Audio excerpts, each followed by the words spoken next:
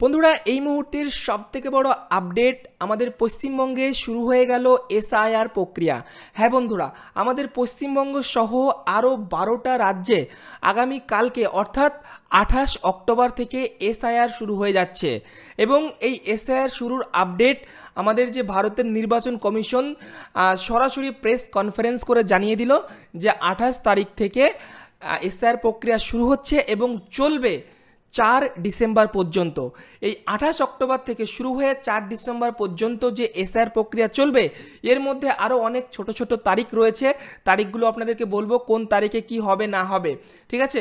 তো বন্ধুরা, আমাদের শুধু পশ্চিমবঙ্গ নয়, পশ্চিমবঙ্গ সহ আরও 12টা রাজ্য যেটা বললাম আপনাদেরকে, সেই 12টা রাজ্যে কিন্তু এসআইআর হচ্ছে আগামী কালকে থেকে। আজকে 27 তারিখ, অর্থাৎ আজকে রাত্রি 12টার পর থেকেই এসআইআর প্রক্রিয়া শুরু হয়ে যাবে এবং আজকে রাত্রি 12টার পর থেকে কিন্তু সমস্ত এই যে 12টা রাজ্যের নাগরিকদের ভোটার লিস্ট কিন্তু ফ্রিজ করে দেওয়া হবে নির্বাচন কমিশনের তরফ থেকে, কারণ সেটাতে যাতে কোনো রকমের কোনো আপডেট বা চেঞ্জেস না করা যায়, যেহেতু এসআইআর হচ্ছে সেজন্য। এবার দেখুন কোন কোন রাজ্যে এসআইআর হচ্ছে বলে দিই। প্রথম হচ্ছে আন্দামান নিকোবর, ছত্তিশগড়, গোয়া, গুজরাট, কেরালা, লক্ষদ্বীপ, মধ্যপ্রদেশ, পন্ডিচেরি, রাজস্থান, তামিলনাড়ু, উত্তরপ্রদেশ এবং সর্বশেষ আমাদের পশ্চিমবঙ্গ। তো বন্ধুরা, এই যে এসআইআর শুরু হচ্ছে কোন রাজ্যে কবে থেকে হবে এরকম কোনো নির্দিষ্ট বলা নেই।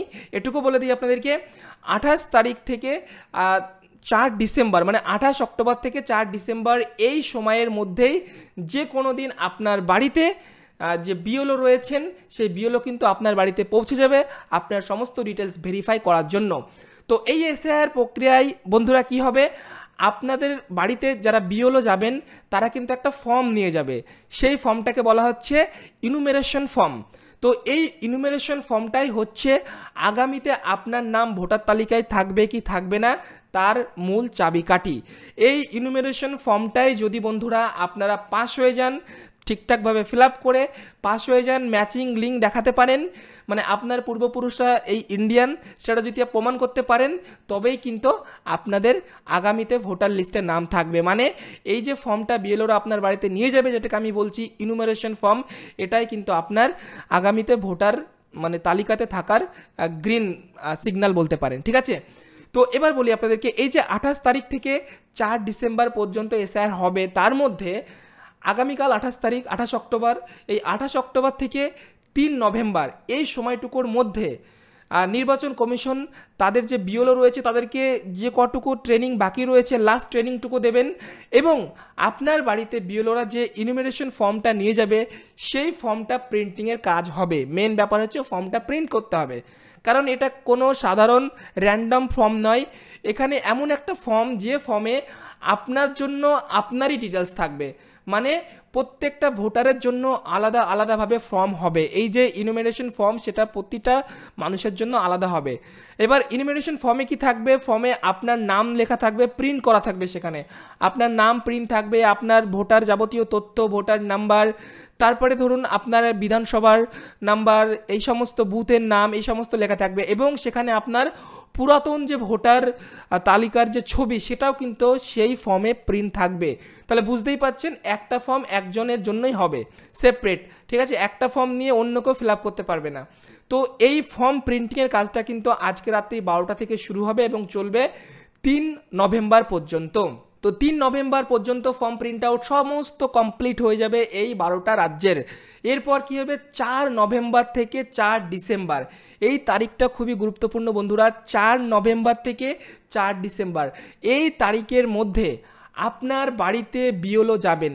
এবার কবে যাবে সেটা এখানে বলা নেই, 4 নভেম্বর থেকে 4 ডিসেম্বরের মধ্যে যে কোনো দিন আপনার বাড়িতে বিএলও যাবেন এই ইনুমেরেশন ফর্মটা নিয়ে এবং এই ফর্মটা নিয়েই আপনার ওখানে যাবতীয় তথ্য ফিল আপ হবে। এবং একটা কথা আপনাদেরকে বলে দিই বন্ধুরা, বিহারে যে এসআইআর হয়েছিল সেই এসআইআরের তুলনায় এখানে আমাদের পশ্চিমবঙ্গ ক্ষেত্রে বা বাকি আদার্স যে 12টা রাজ্যে হচ্ছে সেখানে কিন্তু এই যে এনুমেরেশন ফর্ম রয়েছে এই ফর্মে একটা বাড়তি কলম অ্যাড করা হয়েছে, সেটা হচ্ছে যে লাস্ট যে এসআইআর হয়েছিল এবং সেই এসআইআর অনুযায়ী 2002 সালের ভোটার লিস্টে যদি আপনার অথবা আপনার ফ্যামিলির কারো নাম থাকে তো সেই ডিটেলস কিন্তু আপনি দিতে পারবেন এই এলিমিনেশন ফর্মে।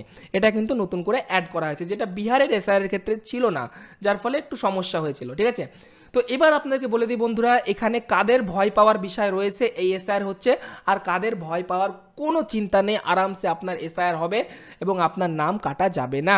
তো এবার বন্ধুরা বলে দিই যে এসআইআর নিয়ে তো আমরা সকলে একটা আতঙ্কের মধ্যে আছি যে হয়তো আমাদের নামটা এসআইআর এর মধ্যে কেটে যাবে।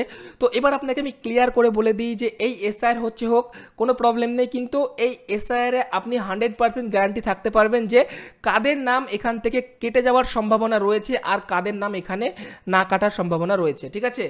তো দেখুন, প্রথমে বলে দিই, নির্বাচন কমিশন পরিষ্কারভাবে বলে দিয়েছে যে এসআইআর হবে আগামীতে, অর্থাৎ আগামীকাল থেকে শুরু হচ্ছে এবং 4 নভেম্বর থেকে 4 ডিসেম্বরের মধ্যে যে বিএলওরা আপনার বাড়িতে যাবে যে নতুন ইনভিটেশন ফর্ম নিয়ে, তো সেই ফর্মে যদি আপনার নামে ফর্ম যায়, তো সেই ফর্মে আপনাকে ওখানে একটা কলম আছে, ঘর আছে যে 2002 সালে বা 2003 সালে বা 2004 সালে লাস্ট যে এসআইআর হয়েছিল সেই এসআইআরে আপনার নাম আছে কিনা।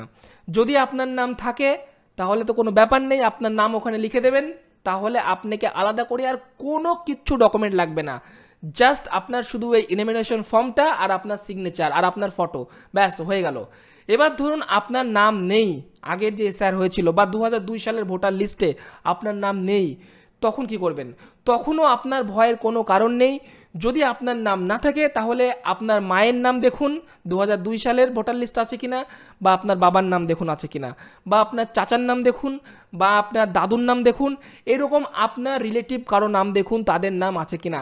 যদি তাদের নাম থাকে 2002 সালের লিস্টে, তাহলে এখানেও কিন্তু আপনি তাদের সাথে আপনার ভোটার কার্ডটাও কিন্তু এখানে লিঙ্ক হয়ে যাবে এবং এটা প্রমাণ হয়ে যাবে যে আপনিও কিন্তু এখানে 2002 সালের যে লিস্টে যাদের নাম ছিল তার রিলেটিভ অনুযায়ী আপনি এখানে একজন বৈধ নাগরিক, ঠিক আছে। এবার সেক্ষেত্রেও কিন্তু এখানে আপনার আলাদা রকম কোনো কিছু ডকুমেন্ট লাগবে না, জাস্ট এখানে আপনি যার ডিটেলস দেবেন এখানে তার সমস্ত কিছু ফিল আপ করবেন, আপনার সম্পর্কে যিনি হচ্ছেন, বাবা হচ্ছেন কি ভাই হচ্ছেন কি মা হচ্ছেন কি দাদু হচ্ছেন, তার ডিটেলস এখানে দেবেন। আর মেবি তাদের কোনো ডকুমেন্ট এখানে লাগতে পারে, বাট তাছাড়া এখানে আপনার আলাদা করে আর কোনো কিছু লাগবে না। বার্থ সার্টিফিকেট বা বলুন পাসপোর্ট, এই সমস্ত কোনো কিছু যে 11টা-12টা ডকুমেন্টের কথা বলা হয়েছিল এগুলো কিন্তু কোনো কিছুই লাগছে না। তাহলে বোঝা গেল বন্ধুরা। এবার বলি, এই যে 4 নভেম্বর থেকে 4 ডিসেম্বর পর্যন্ত বাড়িতে বাড়িতে বিএলওরা গিয়ে যে ফর্ম দেবে এবং ফর্ম ফিল আপ করে তারা সংগ্রহ করবে, এগুলো সংগ্রহ করার পর তারা তাদের উপরে পাঠিয়ে দেবে। তারপরে লাস্ট 9 ডিসেম্বর 2025-এ কিন্তু আমাদের একটা ড্রাফট রোল প্রকাশ হবে, মানে একটা ড্রাফট তালিকা প্রকাশ হবে এবং সেই ড্রাফট তালিকা প্রকাশ হওয়ার পর সেটা আপনারা চেক করে দেখতে পারবেন যে সেই ড্রাফট তালিকাতে আপনার নাম থাকলো কিনা, ঠিক আছে। এবং এই ড্রাফট তালিকাটি প্রকাশ পাওয়ার পর আপনারা সহজেই জানতে পারবেন, বুঝতে পারবেন, কারণ প্রত্যেকটা পঞ্চায়েতে এই ড্রাফট তালিকা টাঙিয়ে দেওয়া হবে এবং অনলাইনেও দিয়ে দেওয়া হবে, সেখান থেকে আপনারা বুঝতে পারবেন যে আপনাদের নাম এই ড্রাফট তালিকাতে আছে কিনা। এরপর বন্ধুরা ধরুন ড্রাফট তালিকা প্রকাশ পেল এবং সেখানে দেখলেন আপনার নাম নেই, তো সেক্ষেত্রে একটা বড় সমস্যা, আপনার সমস্ত কিছু দিয়েছিলেন, সব কিছু ঠিকঠাক ছিল, আপনার পরিবারের কারো ধরুন 2002 সালের লিস্টে নাম ছিল, সব কিছু দিয়েছেন, সব ঠিকঠাক হয়েছে, সেই অনুযায়ী আপনার ড্রাফটে নাম থাকা দরকার, বাট নেই। তখন কি করবেন? তখন আপনি 15 দিনকার সময় পাবেন। 15 দিনের মধ্যে আপনি ওটাকে অবজেকশন করতে পারবেন, ক্লেম জানাতে পারবেন নতুন করে আপনার নাম তোলানোর জন্য। তো সেটা করতে পারবেন ওই যেদিনকে আপনার ড্রাফট প্রকাশিত হচ্ছে 9 ডিসেম্বর, তো সেই 9 ডিসেম্বর থেকে আগামী 4 জানুয়ারি 2026, মানে 9 ডিসেম্বর 2025 থেকে 8 জানুয়ারি, সরি আমি 4 জানুয়ারি বলেছিলাম, 8 জানুয়ারি 2026 তারিখ পর্যন্ত আপনারা এখানে অবজেকশন বা ক্লেম জানাতে পারবেন যে আপনার নামটা তোলা হোক, ভুলবশত হয়ে গেছে।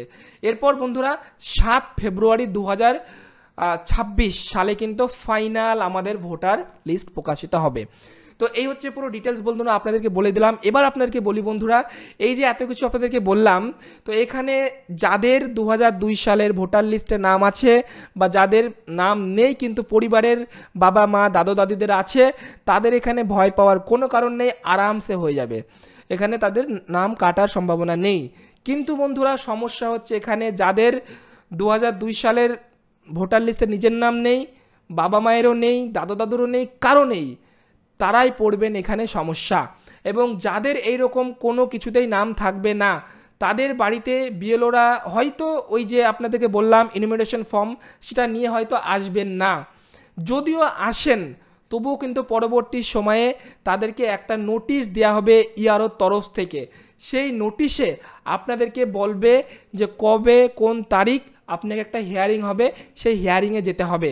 যদি এটা তাদের জন্য আবারও বলছি, যাদের 2002 সালের ভোটার লিস্টে নাম থাকবে না বা যাদের বাবা মারও নাম থাকবে না, মানে যাদের কোনো বংশের গোষ্ঠীর কারো নাম থাকবে না 2002 সালের লিস্টে, তাদের ক্ষেত্রে আলাদা করে একটা নোটিশ তাদেরকে ইআরওর তরফ থেকে পাঠানো হবে এবং সেই নোটিশে বলে দেবে যে কবে কোন ডেটে কোন তারিখে কোথায় তাদেরকে হিয়ারিংয়ের জন্য যেতে হবে। সেখানে তাদেরকে হিয়ারিংয়ে যেতে হবে। হিয়ারিংয়ে যাওয়ার পর তাদের কাছে জানতে চাওয়া হবে যে 2002 বা 3 সালের ভোট যখন হয়েছিল তখন আপনারা কোথায় ছিলেন, আপনাদের নাম কেন নেই, তখন আপনাদের কাছে উত্তর তারা নেবে। এরপর তারা যদি আপনার উত্তরে সন্তুষ্ট হয় ঠিক আছে, বাট তারপরে তারা কিন্তু আপনার কাছে ডকুমেন্ট চাইবে। কোন ডকুমেন্ট? এখানে মোট 12টি ডকুমেন্টের কথা বলা হয়েছে। এই 12টি ডকুমেন্টের মধ্যে যে কোনো একটা ডকুমেন্ট আপনাকে দিতে হবে। তবে এখানে লাস্ট যে আধার কার্ড বলা হয়েছে, আধার কার্ডটা কিন্তু কোনো নাগরিকত্বের প্রমাণ নাই, এটা কিন্তু বারবারই বলছে নির্বাচন কমিশন। তো যাই হোক, আপনাকে টোটাল 12টা ডকুমেন্টের আমি লিস্ট উপরে দিয়ে দিলাম। এই 12টা ডকুমেন্টের মধ্যে যে কোনো একটা ডকুমেন্ট কিন্তু আপনাকে এখানে শো করাতে হবে, তবেই না আপনার ম্যানুয়ালি লিস্টিং এখানে লিঙ্কিংয়ের কাজটা হবে, না হলে কিন্তু আপনার নাম কাটা পড়ে যাবে। তো এই ছিল বন্ধুরা পুরো প্রসেস। এবং আরেকটা কথা বলে দিই বন্ধুরা, এখানে আরেকটা গুরুত্বপূর্ণ জিনিস রয়েছে, সেটা হচ্ছে পরিযায়ী শ্রমিকদের জন্য। বন্ধুরা যারা এখানে দুই রকমের পরিযায়ী শ্রমিক রয়েছেন, একটা হচ্ছে পার্মানেন্ট পরিযায়ী শ্রমিক আর একটা হচ্ছে টেম্পোরারি পরিযায়ী শ্রমিক। তো পার্মানেন্ট পরিযায়ী শ্রমিক মানে কারা? যারা ধরুন বছরের পর বছর বাইরেই থাকেন, দেশে আসেন না, ভোট হয় ভোট দেন না, মানে 1 বছর 2 বছর 3 বছর এরকম বাইরেই থাকেন, বাইরেই কাটান, সেগুলো হচ্ছে পার্মানেন্ট পরিযায়ী শ্রমিক। তারা হয়তো কখনো কখনো দেশে আসলেন, মানে নিজের গ্রামে আসলেন, 1-2 দিন থাকলেন, 10 দিন 20 দিন থেকে আবার চলে গেলেন, এগুলো হচ্ছে পার্মানেন্ট। আর টেম্পোরারি পরিযায়ী শ্রমিক কোনগুলো? টেম্পোরারি মানে হচ্ছে যারা অস্থায়ী, হয়তো মনে করেন সারা বছর বাড়িতেই থাকেন, 2-3 মাসের জন্য বিদেশে গেলেন কাজ করার জন্য, 2-3 মাস কাজ করে আবার চলে আসলেন, এগুলো হচ্ছে টেম্পোরারি।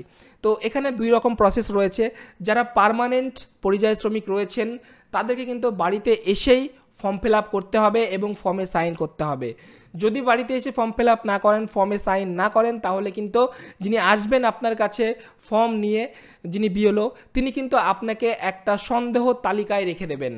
আর সেকেন্ড হচ্ছে যারা টেম্পোরারি রয়েছেন, অর্থাৎ 2-3 মাসের জন্য বাইরে গিয়েছেন, আসতে পারছেন না, এই অবস্থায় তাদের জন্য একটা অনলাইনে আলাদা করে ফর্ম ফিল আপের ব্যবস্থা থাকবে, তারা অনলাইনে ফর্ম ফিল আপ করতে পারবেন।